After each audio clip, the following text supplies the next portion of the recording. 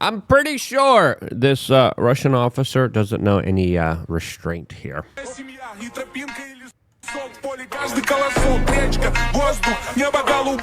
This, as it looks like, the West and Vladimir Putin doesn't either, as of course this war is going to be escalating and continuing from here, as of course we were promised an end to this perpetual conflict, and now what we're getting is more perpetual conflict, as the situation does not look good here, as there has been a whirlwind of promises that have been broken, new benchmarks that are being set here, as of course individuals like Lindsey Graham are gleeer than ever, as he's ready to bust in happiness and pure joy, as this conflict now is entering a new, very dangerous, ramped-up stage that even Steve Bannon is warning about being a major escalatory factor in a world war that is already taking place here. Now, is he right to do that? Is Donald Trump doing a 4D chess move here in order to actually bring in peace here?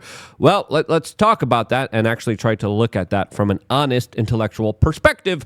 And if you appreciate those type of conversations that don't just bootlick and are honest and are looking at this from a perspective of, studying and looking at this for over 20 plus years with our expertise, being able to actually predict a lot of this before it happens.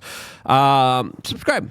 Click the notification button, as we got a lot to get into, as we have the latest here from Fox News talking about how Trump's whirlwind week ahead to include meeting with NATO chief, as there's going to be a, quote, major Russian announcement. Well, that announcement has already happened. It's not looking too good. Let's just be honest with ourselves. It's not good at all, especially if you like peace. Especially if you want this conflict to de-escalate, as of course now we have reached a major escalatory marker here in this conflict, as the Trump White House and NATO secretary explained how, we're just going to ratchet things up here, as people are saying, we feel conned here. We feel like we were lied to. We feel like we're being screwed over here, as Donald Trump is threatening multiple actions on multiple fronts against the Russians, unless there's going to be a peace deal made within 50 days. Now, Donald Trump, last time he gave an ultimatum to Iran here.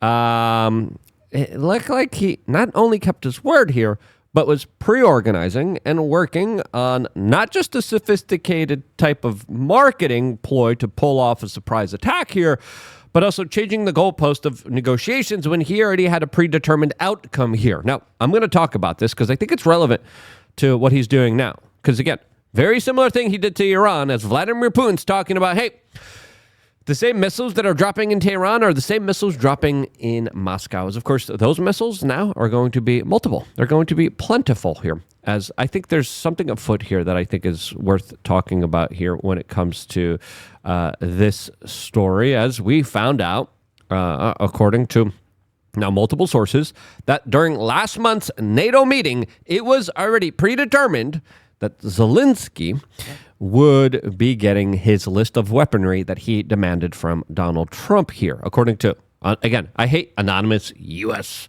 officials, because who knows who these people are. But it does make sense, and it does kind of align with a lot of the stuff that has been happening behind the scenes here, as Donald Trump went to NATO, and Zelensky said, hey, these are the list of weapons that we need here. Donald Trump said, okay. Now, a couple days afterwards, Trump made this announcement, which disillusioned his base once again. Once again, his base is like, are we doing this again, really? Are we really just financing all of these conflicts? As, of course, the conflict in the Middle East, also not settled yet. As it looks like one of the clear people that's really happy with all of this is, of course, Lindsey Graham here, who looks like he is happier than a pig in ish here, declaring last night, and again, Lindsey Graham was celebrated by Donald Trump on his Truth social media post a few days ago, but he predicted what's happening right now, and that Trump will, quote, unleash weapons to Ukraine at record levels, as well as enacting unprecedented sanctions against Russians, and it's exactly what Donald Trump is doing right now. But the game regarding Putin's invasion of Russia is about to change. I expect in the coming days you will see weapons flowing at a record level to help Ukraine defend themselves. Yeah, and that's exactly what's going to happen here. But Ukraine's not just defending themselves. They're doing offensive military capabilities that are striking deep inside of Russia. Now, Russia is still trying to hide a lot of their very kind of advanced hardware. There's a lot of sneak attacks. There's a lot of sabotage attacks. There's a lot of things that have been happening against Russia that the Russians view as terrorism. And the Russians have announced, we're not negotiating with terrorists anymore. We're not going to do that. It's not going to happen. And those negotiations failed. And when those negotiations failed, after the clear escalatory tensions throughout all of this, Donald Trump has been saying, leading up to this, building up towards this ultimate move that he's making right now, that he is, quote, very disappointed with Putin. He made multiple statements saying this specifically. Somebody that meant what he said, and he'll talk so beautifully, and then he'll bomb people at night.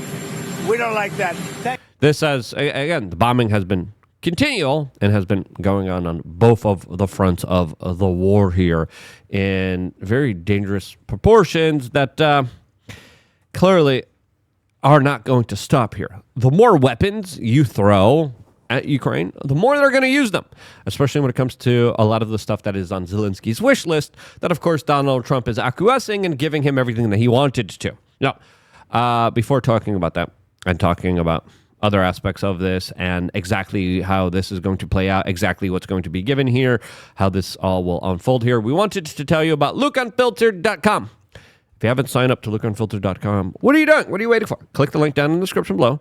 Signing up, it's quick, it's easy, and simple. It's less than 20 cents a day, and you get an amazing offers of value. I got to get into the group chat. I haven't been in there because I've been traveling. I've been on the road. I'm finally home. It feels so good to be home. Feels so good to be in my studio. The little mobile studio I have, always problems, always something goes wrong, always technical difficulties. Here, we got it all dialed in here, and we're upgrading, and we're doing everything we can. We want to upgrade and make things better, but we can only do that with your direct support and assistance. And that's why your support is needed now more than ever. Our gas tank is empty because the IRS took everything from me last year. Oh, you worked really hard. Yep, mine. And I want to get camera people. I want to get videographers. I want to do more type of content in real life here. And I just did a video where I did a walk and talk at the GPUSA conference. I like those videos, but again, it's just literally me, like holding a little thing there. I could do well-produced, really fun stuff, and I want to get back into doing that. I could only do that with your support. Lookunfiltered.com. 13 plus years of exclusive videos centered around helping you in all sorts of matters and all sorts of ways and situations. So lookunfiltered.com, the easiest and quickest way to get active, to get engaged, and to get involved in what we are doing as we do meetups. We're going to do, I think, a beach day soon as well here. Now, Donald Trump, not happy. He reiterated that again, saying, quote, we are very, very unhappy with Russia. And we're going to be doing very severe tariffs if we don't have a deal in 50 days here. Now, again, the last time he did this, he loves this 50-day thing. It was with Iran here. Now, it looks like Europe is still gearing up for war here. Many countries like Poland, Germany, France, the UK, they have already started to implement emergency actions when it comes to conscription, when it comes to preparing their population for military readiness, when it comes to telling their population to prepare for all energy going out, prepare for situations that could be catastrophic. And those type of situations in Europe, historically happen in very obviously devastating ways here. Now, all of this is happening as Zelensky is meeting with the U.S. Special Envoy, who he says had a very productive talk here as they discussed how they are strengthening Ukrainians' air defense, how they are now doing a joint production and procurement of defensive weapons. And again, defensive weapons. Again, all the weapons that the Ukrainians were given, I'm pretty sure they're being used for offensive purposes inside of Russia. Okay? The Ukrainians literally invaded Russia and took, for a short time there, Russian territory. It was the Kursk offensive, which was pretty stunning. And again, it looks like the Ukrainians are trying to do that again. They're trying to run it back again, trying to bring the battle on Russian territory, which the Russians have declared was a clear red line for them, as they're talking about how now they are working together with U.S. leadership, how they will now try to stop the unreasonable ambitions of the Russians through strength, peace through strength. Now, we'll talk about that strategy here. Let's give the benefit of the doubt for everybody here. I think it's important to discuss these matters in a way where we understand both sides here. I'm going to lay out a strategy here that Donald Trump probably is implementing that is going to be very favorable to him. And then I'm going to lay out a strategy that's talking about how devastating this is. As now he's talking about 100% tariff on Russia if no deal is made in 50 days. Now, the Russian economy already is not doing too well, but the Russian economy is becoming more and more reliant on BRICS nations, countries like India, countries like China, countries like Iran, countries like Brazil. The United States just did tough sanctions on Brazil as well here, a government that Joe Biden helped bring in that is geopolitically opposed towards Western values, more aligned with China. And these trade wars are forms of economic warfare that's being waged. Now, there's already a lot of sanctions against Russia, and the Russian economy is trying to, figure itself out, but it's becoming more and more reliant on their military. Now, a lot of people are saying the Russian economy will topple here. Listen, Dave Smith talked about how we spent $20 trillion on war, and we have nothing to show for it, and how we're $36 trillion in debt. There's an argument to make here that we are definitely not in the best standards ourselves here. As now, Axios is reporting that Trump is announcing aggressive Ukrainian weapons plan because it only gets worse from here. It only gets more crazy from here as now Ukrainian and European officials are hoping that the weapons will, quote, shift the trajectory of the war. And will it shift the trajectory? No, the Ukrainians just don't have the manpower. Now, outside of a pure Russian collapse of Putin or the Russian economy, which will lead to a massive vacuum of power and massive amounts of geopolitical problems for Europe and Asia to face for a very long time here. Outside of that, this is only going to, of course, make Russia, that has been showing some restraint here, show less restraint. Now, according to Axios, two sources told them that they had reason to believe the plan was likely to include long-range missiles that could reach targets deep inside Russian territory, including Moscow. However, neither was aware of any final decision. Now, quote, Trump is really pissed at Putin.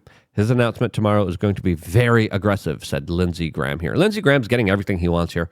Lindsey Graham here, I mean, gosh, goodness, golly gracious, like, goodness, like, come on. That guy's getting everything he wants here? Really? As we're primarying Thomas Massey?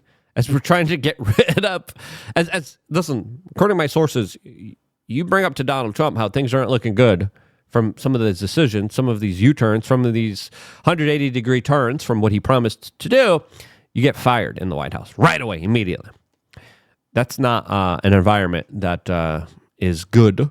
It's not an environment that is cohesive towards good decision-making. It is an environment that is insulated and doesn't face the reality of the consequences of their actions here.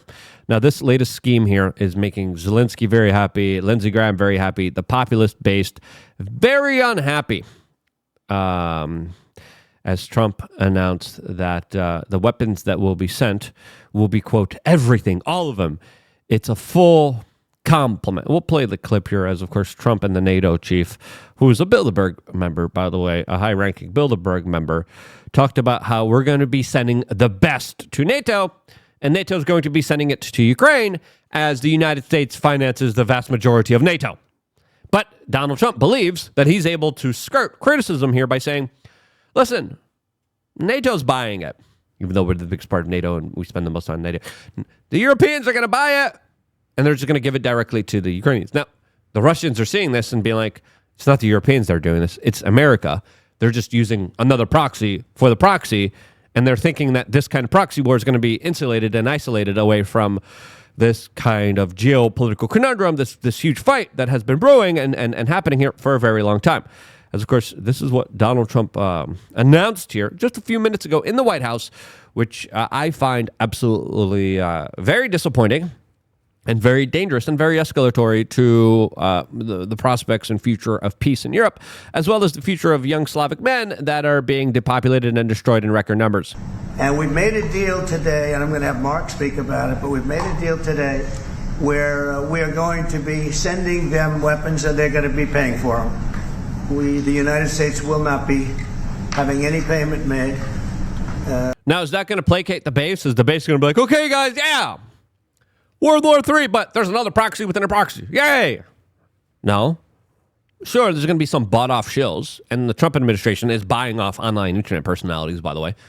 Buying off people. I talked to some of these people. I'm like, really, dude? Really? Come on. You're shilling some of the worst actions here that should be called out, and you're trying to gaslight people into going along with them because there's a proxy within a proxy. We're still escalating the situation, and we're not getting an end to this war. But I'll be favorable to Donald Trump in a little bit. We're not buying it, but we will manufacture it, and they're going to be paying for it. Our last meeting of a month ago was very successful in that they agreed to 5%, which is more than $1 trillion a year, so they have a lot of money. And these are wealthy nations. Now the European nation's saying, yeah, we're going to spend more on NATO. And then, okay, where are you going to buy it from? America. Okay. That's exactly what's happening. Another major, huge win for the military-industrial complex. They have a lot of money, and they want to do it. They feel very strongly about it, and we feel strongly about it, too. But we're in for a lot of money, and we don't want to do anymore, and we can't. But we are, but through a proxy. But we make the best, and we're going to be sending the best to NATO, and in some cases to maybe, at Mark's suggestion, if we go to Germany, where they're going to send early on missiles. Yeah.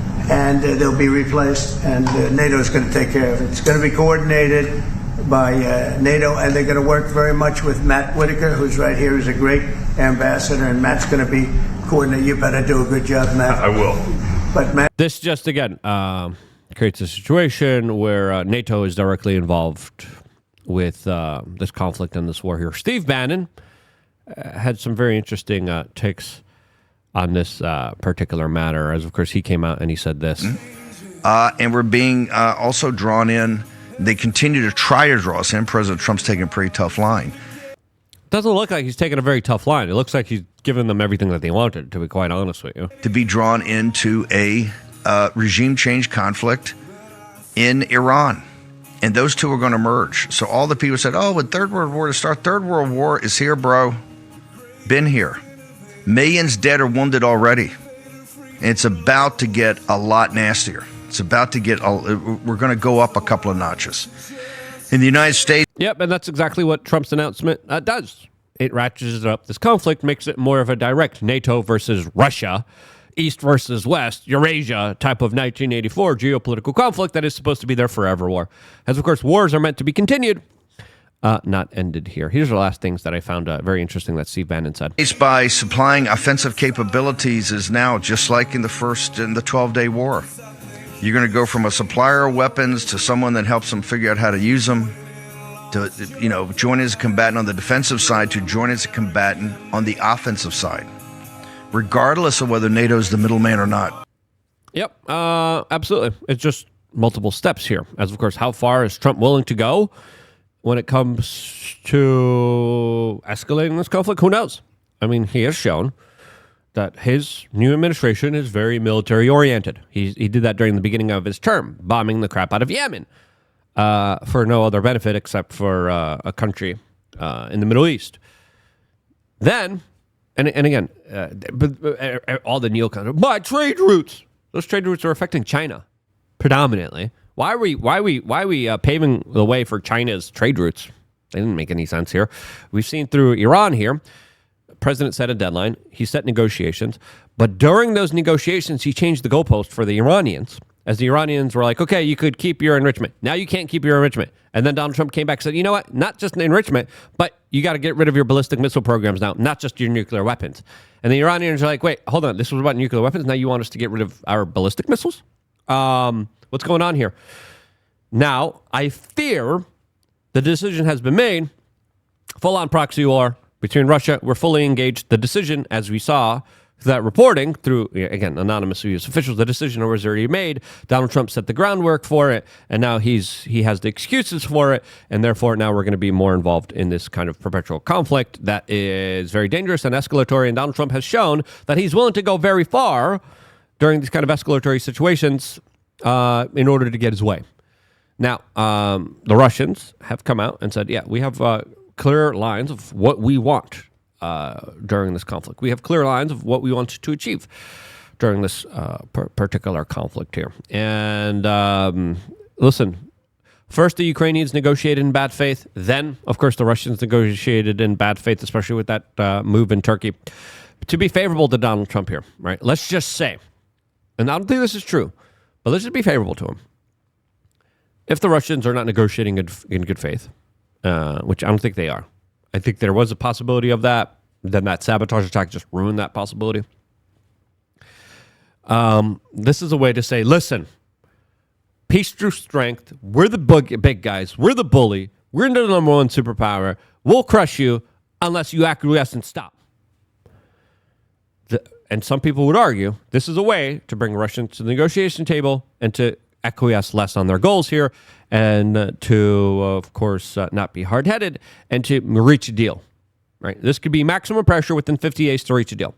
I'm worried, though, that this could be a similar thing that we saw in Iran, where it says 50 deals to make a day, and then they keep changing the goalposts, keep changing the demands, and then overall get it towards a certain situation where the determination was already made before then, and we were just using for justification. What do you think is going on here? I want to ask you guys. Do you think the decision has been made? Full-on proxy war, NATO versus Russia, now fully engaged. Or do you think Trump is doing this in order to actually get peace here? What do you think is really going on here? Let me know down in the comment section below. Press 1 if you think Trump is negotiating a peace deal here in a strong kind of hard-headed way. Press number 2 if you think the decision has been made full-on proxy war, full-on engagement, escalatory type of conflict that's only going to get crazier from here. What do you think is really going on here? Let me know down in the comment section below. I love you guys. Stay tuned for more, all here exclusively on youtube.com/wearechange.